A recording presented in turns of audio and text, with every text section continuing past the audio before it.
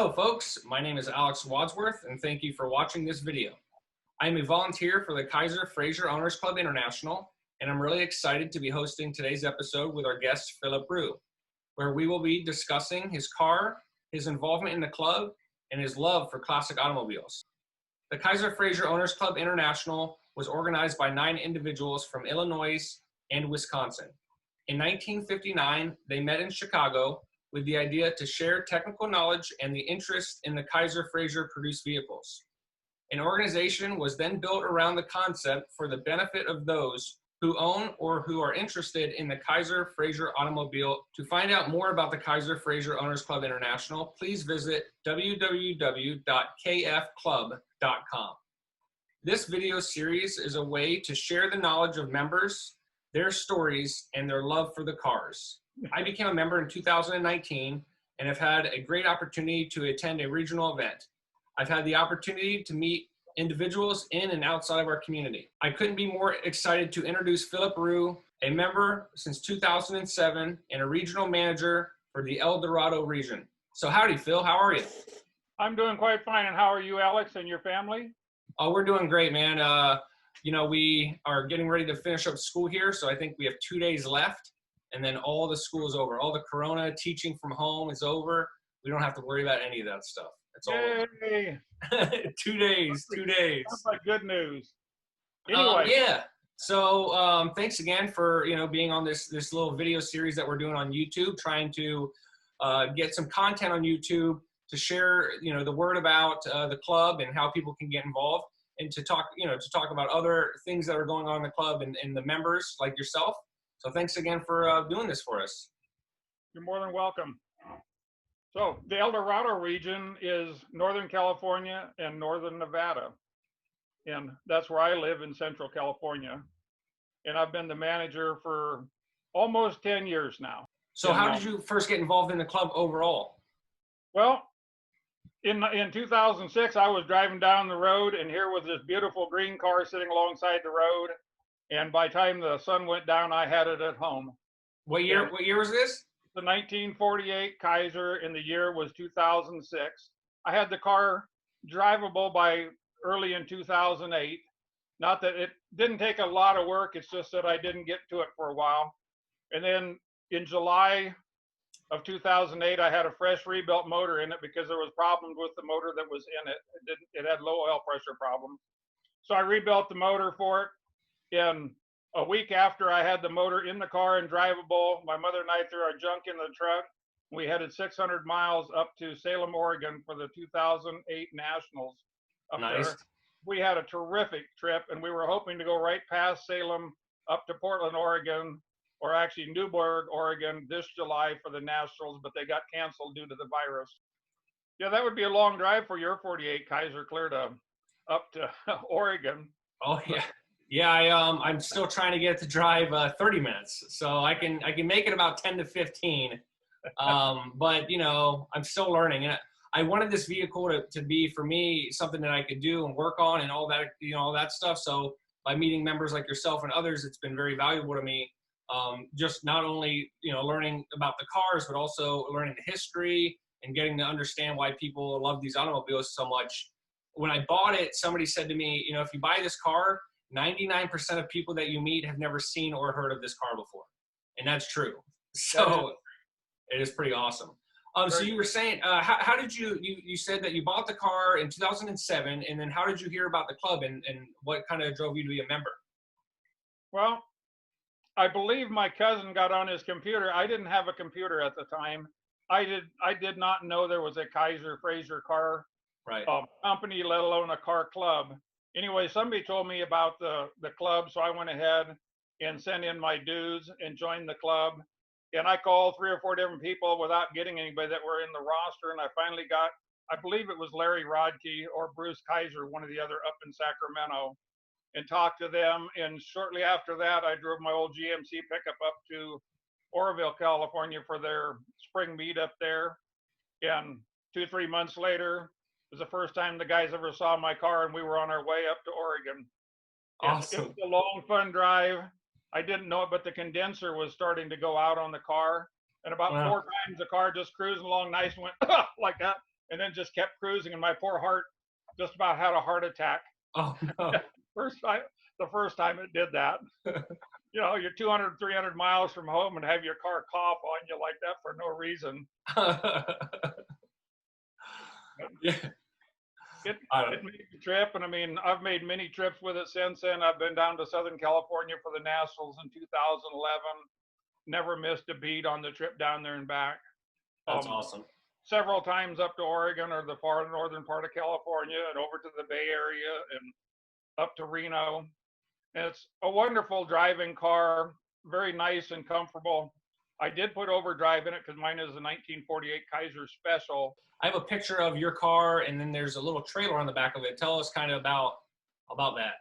Okay. The only thing what I was told when I first joined the club, the only thing special about the 1948 Kaiser Special is there's nothing special about the 48 Kaiser Special. It was the very bottom of the line car. Yeah, I did put an overdrive in it when I put the fresh engine in it. Nice. And, because the block was cracked on the original engine. I had bought a 50 Kaiser, and I took the engine and overdrive out of that and put it into this one after I rebuilt them. And it makes it a lot better driving car with the overdrive. They cruise really nice. That's awesome. I'll get there one day. Okay. I'll get there.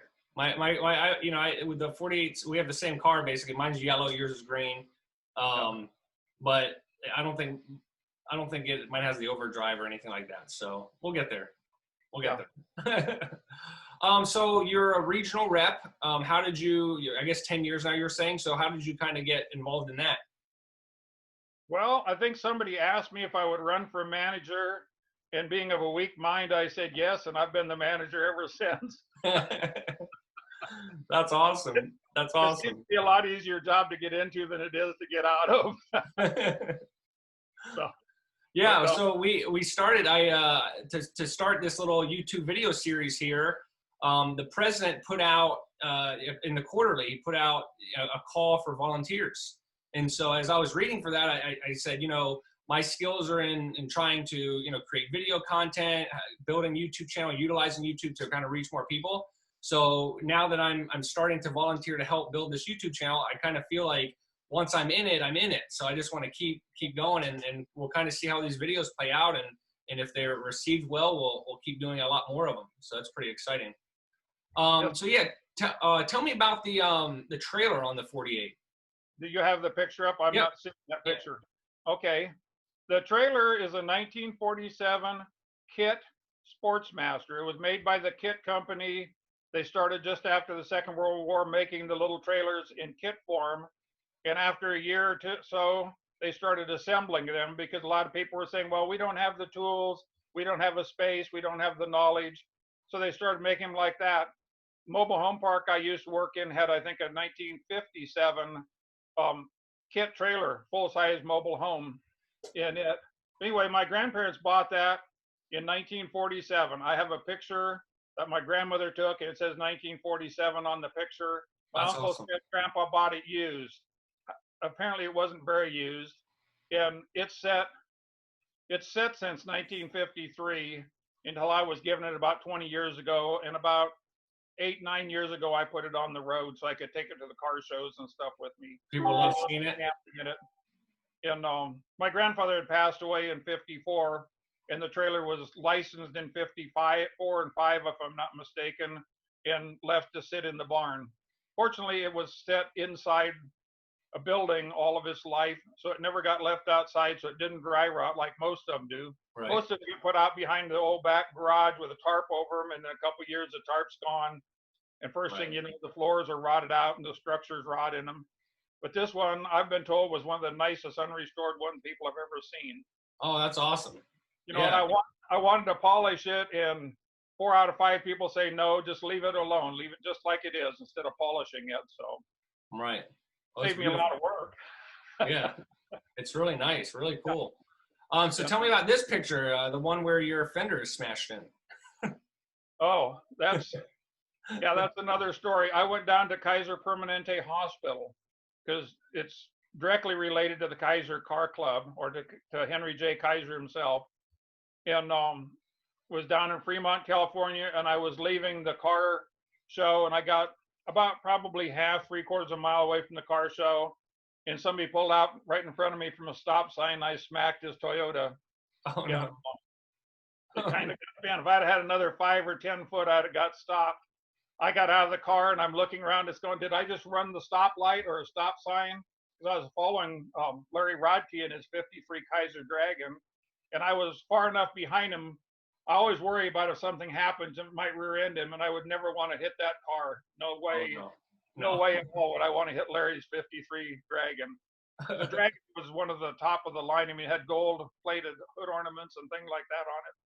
Vinyl top, vinyl top. Anyway, the car is still sitting. I've got it tore down. I want to do a little work on the engine. I want to adjust the valves and retorque the cylinder head on it. I had a blown head gasket, and I put the new, or had the head shaved and put it on with a new gasket and stuff.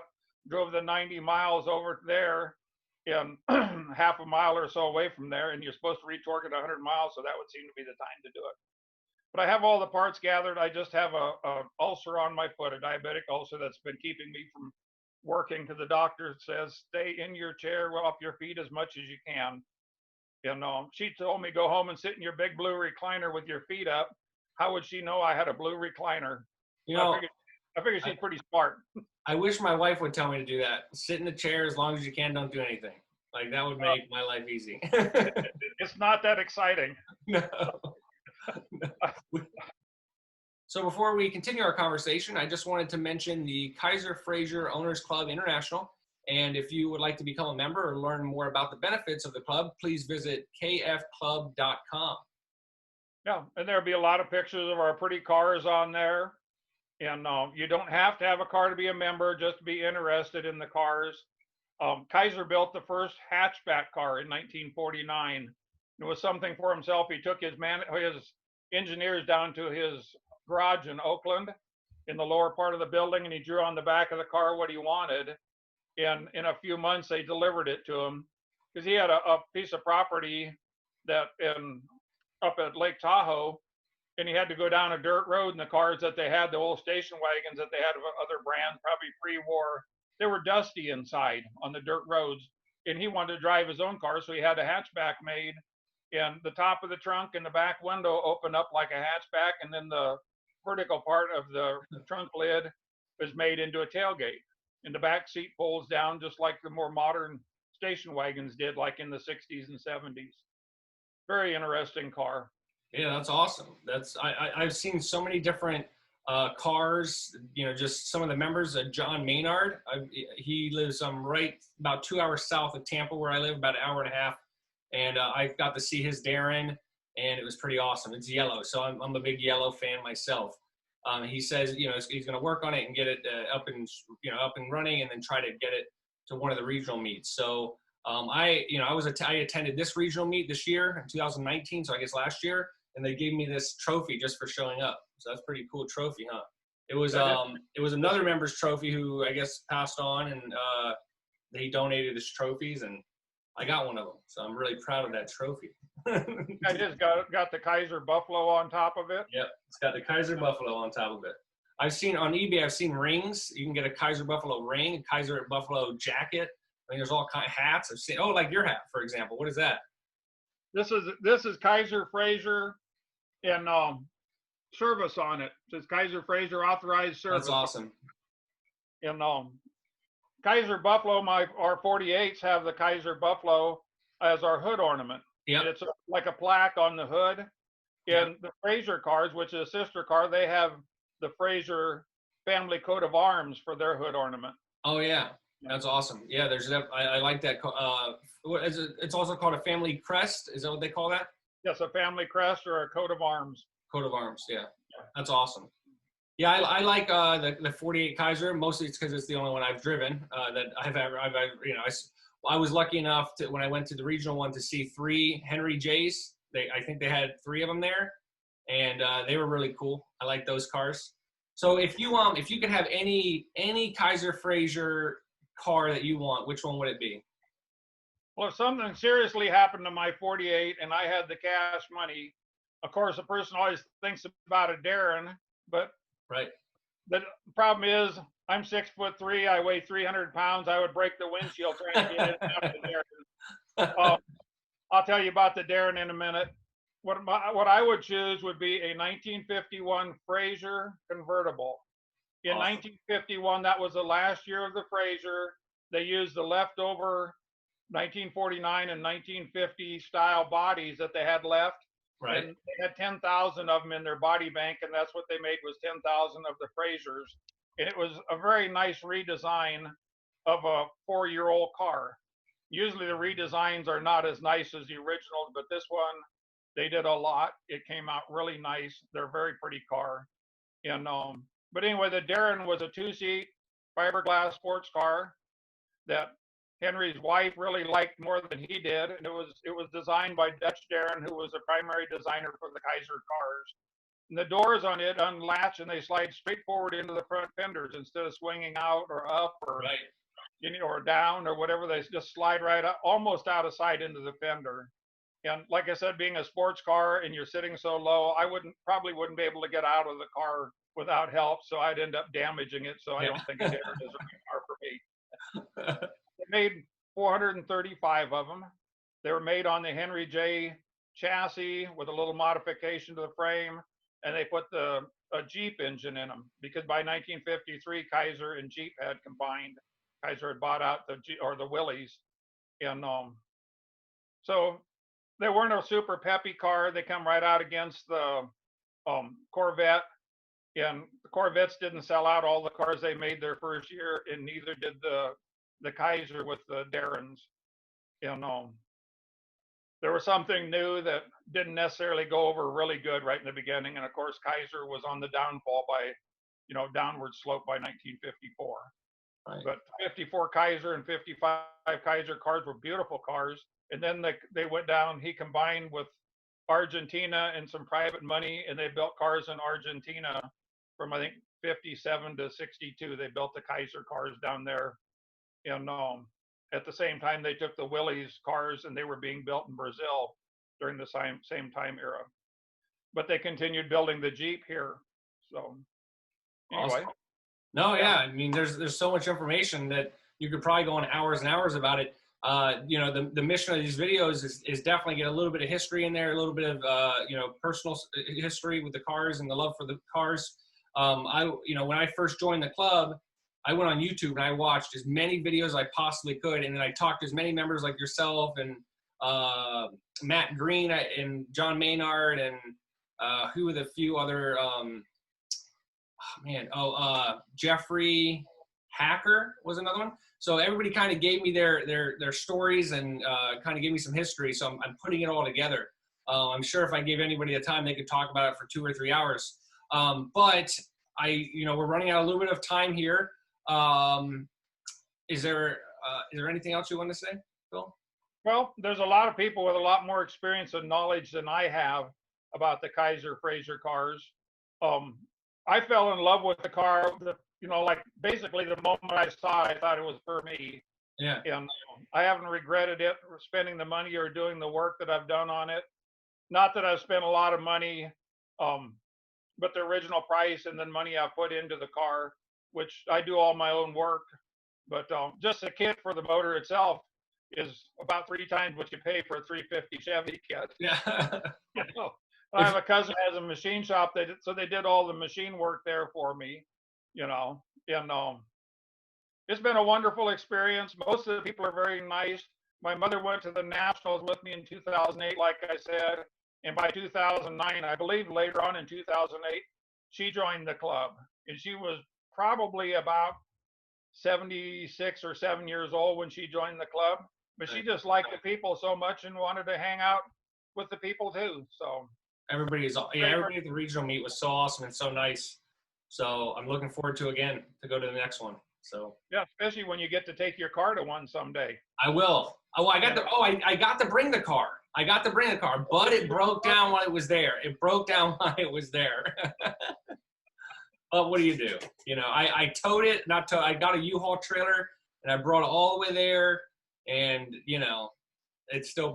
I could drive it like 15 feet. Anyway, yeah. over all this time, I've talked to enough people. We're getting there. We're troubleshooting it. We're getting there. You're one of the main people that helped me. I appreciate that. Yeah, So, you have a beautiful car in that creamy yellow and cream color. yeah, I'll throw a picture up of it. Yeah, definitely. Thank you. So well, that pretty much wraps up this first recording here. And if you're stuck around this long, I would love for you to hit that little red button, that little subscribe button, and ring the bell for notifications. So every time we release one of these videos, you'll have the opportunity to watch it. And if you're interested in being a guest on the videos, please contact me. I'm easy to find on Facebook. And thanks again, Phil. I appreciate you being on this video. Thank you. You're welcome. And if there's anybody that's interested, please get a hold of us or get a hold of the club. Absolutely. So, take care. Thank you.